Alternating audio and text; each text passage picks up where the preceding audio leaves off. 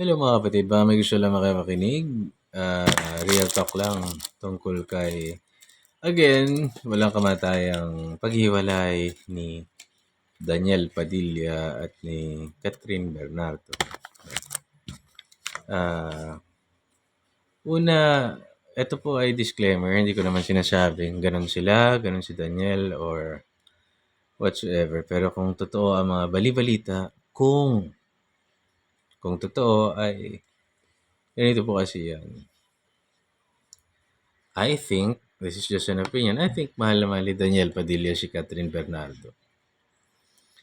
It's just that may mga bagay na nangyayari at si Daniel Padilla po kasi ay isang uri ng lalaki na maraming access sa mga chicks. Real talk po yan. And I can only imagine that he will feel insulted kapag siya ay nakikipag-usap sa kanyang angkan. Kasi angkan ng mga barako yan. From his pinsans, kapatid, tapos hanggang sa kanyang mga tsuhin. Sigurado siya sabi dyan, ano ba yan, isa lang yung naano mo. Ako tingin ko lang, bilang isang lalaki na naranasan ko rin yun. So, minsan kasi yung machismo culture natin talaga will affect us. So, ako sa personal na paniniwala ko, imposible ang isang lalaking kagaya ni Daniel Padilla ay hindi talaga tumikim-tikim ng ibang yun ang reality. Lahat naman ng guys. And I'm not saying it's correct. Kasi mga babae masyadong emotional, nagagalit agad. I'm not saying it's correct. I'm not saying dapat. Kung ayaw nyo tanggapin yung mga gano'n ng lalaki, di hiwalayan nyo yung lalaki. And good luck finding yung lalaking hindi gano'n. So, salamat. But what I'm trying to say is, walang lalaki sa paningin ko, maliban siguro kay Ian Veneracion kasi may mga cases na ganun. Pero generally speaking, mahirap maghanap ng isang lalaki na hindi matutukso sa kung kanino man nalilink si Daniel Padilla ngayon, no? So ako, I will not judge him. Kasi lalaki din ako na I committed maraming mistakes and inaamin ko yung mga naging pagkakamali ko, inaamin ko yung kahinaan ko.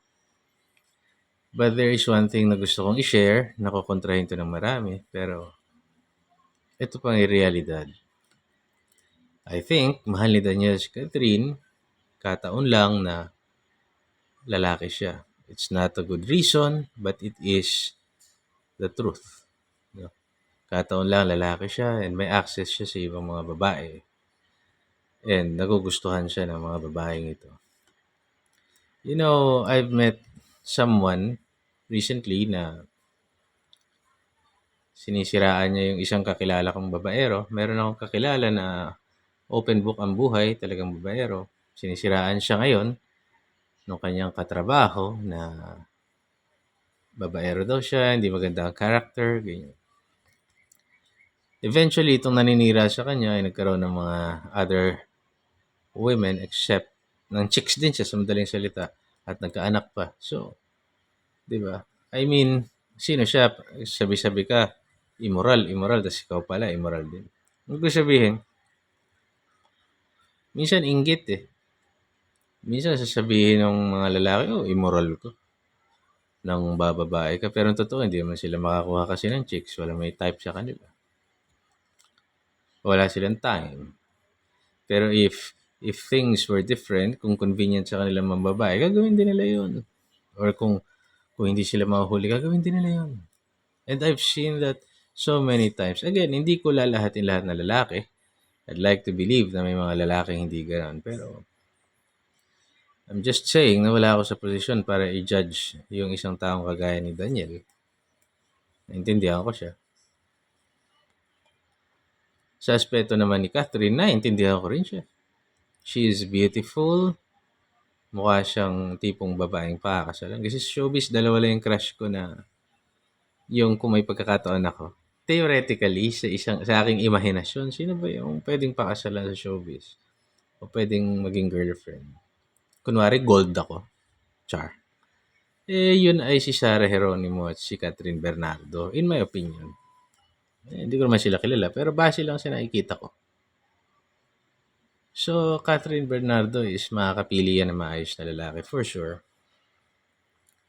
So, I cannot blame her na talagang hindi niya may time na hindi niya nakakayanin siguro kung nambababae talaga yung partner niya. So,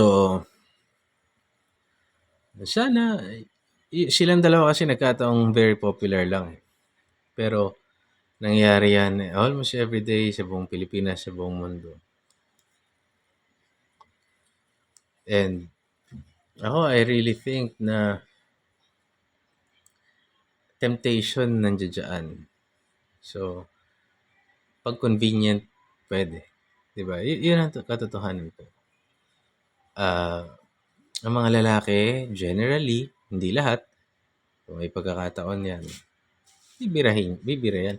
Especially if the woman is as beautiful as, ah, yung babaeng nali-link ngayon kay Daniel Padilla. Masakit mang gamitin ang word na ito pero titikim talaga, if possible. 'Di ba? So, hindi naman siya nagmamalinis ako. Siyempre gustong marinig ng mga babae o gustong marinig kunwari ng partner ko na, "Hindi ko gagawin 'yan. Hindi ko gagawin 'yan." Pero tao lang tayo, hindi tayo nagmamalinis. And I'm just discussing this kasi marami akong nakikita at naririnig ng mga personal kong kilala na nagagalit kay Daniel. Yung iba naman kinukonsinti siya, yung iba naman ako, I just think na gano'n talaga. Life is unfair. There are things na hindi natin mapipigilan, pero tama rin naman yung mga babae. Parang ganito yan, eh. Kung isang lalaki piniling mambabae, go ahead. You have choices, go ahead. Choice mo yan.